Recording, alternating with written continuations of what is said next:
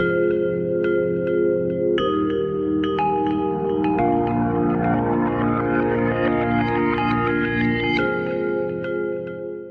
sommes lundi et tous les lundis, Burkina Info vous propose dans la matinale des questions de droits humains.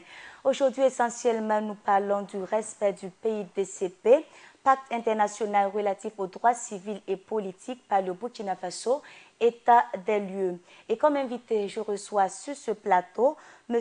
André Kagny Afanou. Il est coordinateur Afrique de l'Ouest et du Centre pour les droits civils et politiques CCPIR Centre, partenaire du Comité national pour les droits civils et politiques du Burkina Faso. Monsieur Afanou, bonjour. Bonjour madame. Alors, ravi de vous recevoir sur ce plateau. C'est un plaisir partagé. Merci pour l'occasion que vous me donnez de partager un peu avec mes frères compatriotes du Burkina les enjeux du travail que nous sommes en train de faire. D'accord. Il faut dire que cette chronique se tient à la veille de l'atelier de consultation nationale de la société civile burkinabé dans le cadre du processus de revue de la mise en œuvre du pacte international relatif aux droits civils et politiques par le Burkina Faso. Alors, dites-nous, le téléspectateur veut savoir ce que c'est que le pacte international relatif aux droits civils et politiques PDICP et quelle peut être son importance en tant qu'instrument de promotion et de défense des droits humains. Alors, vous savez que dans le cadre de la protection de la défense des droits de l'homme, il y a au niveau universel un certain nombre d'instruments et il y a aussi des instruments au niveau national. Donc, nous travaillons essentiellement, quand on parle du pacte, des instruments universels. Et le premier de ces instruments que tous les défenseurs connaissent, c'est d'abord la Déclaration universelle des droits de l'homme. Il se fait que lorsque la déclaration a été adoptée au sortir de la Deuxième Guerre mondiale, elle n'avait au niveau juridique pas de force contraignante, puisque c'était une simple déclaration. Et donc la communauté internationale, pour mieux faire respecter les droits de l'homme, a adopté en 1966 le pacte pour les droits civils et politiques et le pacte pour les droits économiques, sociaux et culturels. Donc ces deux pactes-là, les États les ont ratifiés. Et à partir du moment où vous ratifiez ce pacte, il a alors à votre égard une force contraignante. D'ailleurs, cette année, c'est l'année où on célèbre effectivement les 50 ans de ces deux pactes qui, au niveau universel, jouent un rôle très important dans la garantie et la protection des droits humains. D'accord. Alors, comme rôle important d'ailleurs, qu'est-ce qu'on peut retenir de ce pacte-là? Alors, il faut savoir que le pacte pour les droits civils et politiques, c'est ce pacte-là qui nous garantit, à la différence du pacte pour les droits économiques, sociaux et culturels. Les droits économiques, sociaux et culturels, c'est par exemple le droit à la santé, le droit à l'éducation, le droit à un logement sain, et la série peut continuer. Par contre, quand on parle des droits civils et politiques, c'est essentiellement tout ce qui est lié à ce qu'on peut appeler les droits fondamentaux. Vous savez, le droit à la vie, le droit de ne pas être torturé, le droit d'être détenu dans des conditions acceptables. Toute la problématique de la liberté de manifestation, toute la problématique de la liberté de religion, la liberté d'association. Donc, le droit de vote, la nécessité, effectivement, de garantir au peuple un processus électoral qui, au terme d'ailleurs de la Déclaration universelle des droits de l'homme en son article 21, qui dit que chaque peuple a le droit de choisir ses dirigeants. Donc, c'est tous ces éléments-là qui font partie de l'arsenal, effectivement, des droits dont on peut se prévaloir lorsqu'on parle du pacte sur les droits civils et politiques. L'intérêt de ce pacte, c'est qu'en réalité, c'est notre être, ou c'est la dignité même de l'humain qui est concernée lorsqu'on parle des droits civils et politiques. Vous vous imaginez que lorsque quelqu'un est détenu dans des conditions très difficiles, dans des conditions ignobles, lorsque quelqu'un est torturé, ou lorsque on ne reconnaît pas aux gens le droit d'adhérer à des associations comme ils veulent, ou le droit de s'exprimer comme ils veulent, c'est vraiment la dignité, c'est la liberté, c'est la démocratie qui est mise à mal.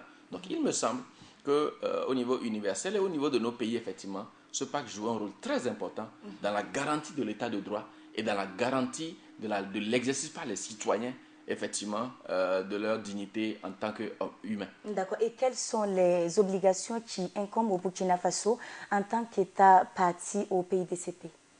Alors, disons que l'une des obligations principales, c'est que lorsque vous signez un texte, vous donnez l'obligation, effectivement, de respecter toutes les dispositions qui sont contenues dans ce texte-là.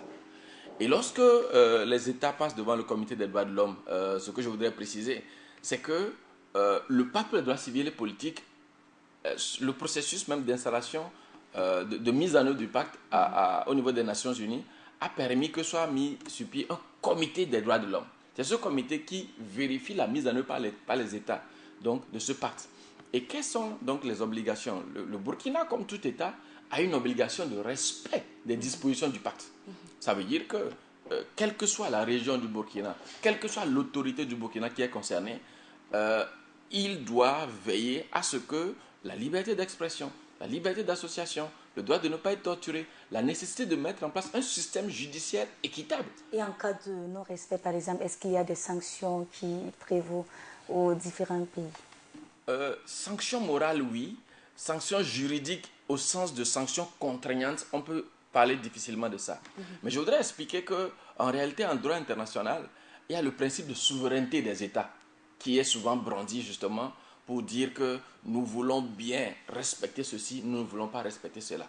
Mais de façon générale, et dans un pays comme le Burkina Faso, avec l'histoire que vous avez, il y a une conscience citoyenne, effectivement, qui permet que lorsque un dirigeant, alors qu'il a ratifié donc un pacte, un texte notamment dans le cas d'espèce, le pacte pour les droits civils et politiques, lui manque de respect, je pense qu'il y a une conscience citoyenne qui permet aux médias, qui permet à la société civile et à d'autres acteurs de dénoncer cela et de rappeler aux dirigeants qu'il n'est pas dans l'intérêt de l'État du Burkina, effectivement, d'apparaître au niveau international comme ce qu'on peut appeler un État voyou. Parce qu'un État voyou, c'est effectivement cet État-là qui a des obligations, mais qui ne les respecte pas. Une autre obligation importante, et c'est d'ailleurs pour ça que nous sommes arrivés au Burkina Faso, c'est que l'État du Burkina doit, à intervalles réguliers, fournir des rapports au niveau des instances des Nations Unies. Le Comité des droits de l'homme, par exemple, lors de la prochaine session qui aura lieu en juin-juillet, va recevoir le rapport de l'État du Burkina Faso sur la mise en œuvre de ce pacte.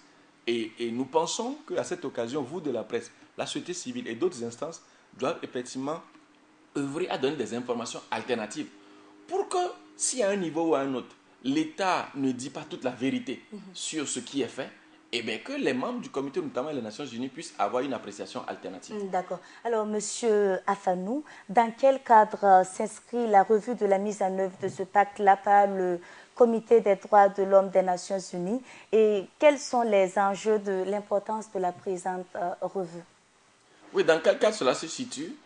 Comme je le disais dans mes explications, puisque le gouvernement du Burkina Faso a librement adhéré au pacte. Vous savez, lorsque au niveau international, vous adhérez à un pacte, vous avez la possibilité de faire ce qu'on appelle une réserve sur des dispositions de ce pacte-là. Je sais par exemple que lorsque j'ai travaillé en Mauritanie, sur la question de l'esclavage, l'État mauritanien, lorsqu'il adhérait au pacte, a fait une réserve par rapport à ces dispositions liées à l'esclavage. Mais de façon plus générale, donc, lorsque vous adhérez à un pacte, vous avez l'obligation de produire des rapports. Et donc, actuellement, l'État du Burkina a produit ce qu'on appelle un rapport initial. Le rapport initial, c'est le premier rapport que vous envoyez lorsque vous avez signé le pacte. Et les Nations Unies ont fait ce qu'on appelle, ont posé une série de questions à l'État du Burkina. Questions auxquelles, effectivement, à cette étape, l'État du Burkina doit donner des éléments de réponse. Donc, nous estimons qu'aujourd'hui, cela est très important dans la mesure où, comme je le disais, en Afrique, le Burkina apparaît comme ce pays-là qui a une histoire qui, en matière de conquête des droits et libertés, est inspirante pour beaucoup d'autres nations. Et nous avons donc à venir un instrument important où, aussi bien vous de la presse, la société civile, les partis politiques et, j'espère bien, le gouvernement vont simplement aller aux Nations Unies, donc à Genève, pour voir quelles sont les bonnes pratiques au niveau international. Et sur ce point d'ailleurs, quel rôle peut ou doit jouer la société civile dans un tel processus et comment appréciez-vous la démarche de la société civile burkinabé qui tiendra bientôt un atelier de consultation nationale sur ce sujet? Non, je dois dire que nous, en tant que Centre pour les droits civils et politiques, notre mandat principal, c'est effectivement d'offrir un accompagnement aux organisations de la société civile dans le cadre de la revue qui est faite par le Comité des droits de l'homme. Et c'est avec beaucoup de plaisir que nous avons pris attache avec un certain nombre d'ONG ici, notamment le CIFTA, notamment Amnesty International Burkina et d'autres collègues, qui, dès la première phase, à savoir la phase d'élaboration d'un rapport avant la liste des questions, se sont montrés véritablement engagés. Ça nous a impressionné. Moi qui ai travaillé sur beaucoup de pays, je puis vous dire que nous avons rencontré ici un engagement qui n'est pas forcément équivalent à ce qu'il y avait ailleurs. Il y avait un engagement assez fort. Et donc, de faire en sorte que la société civile puisse offrir aux Nations Unies l'opportunité d'avoir un point de vue alternatif. Et c'est ce que nous sommes en train de faire actuellement. Un deuxième élément important du travail de la société civile, c'est tout le travail de plaidoyer. Parce qu'au fond, c'est le gouvernement qui est responsable des engagements et qui est responsable de la mise en œuvre des droits. Et donc ce que la société civile fait, c'est d'aller vers les différentes institutions, d'aller vers les différents départements ministériels pour leur rappeler simplement qu'à partir du moment où le gouvernement burkinabé a adhéré au pacte, il a l'obligation de respecter.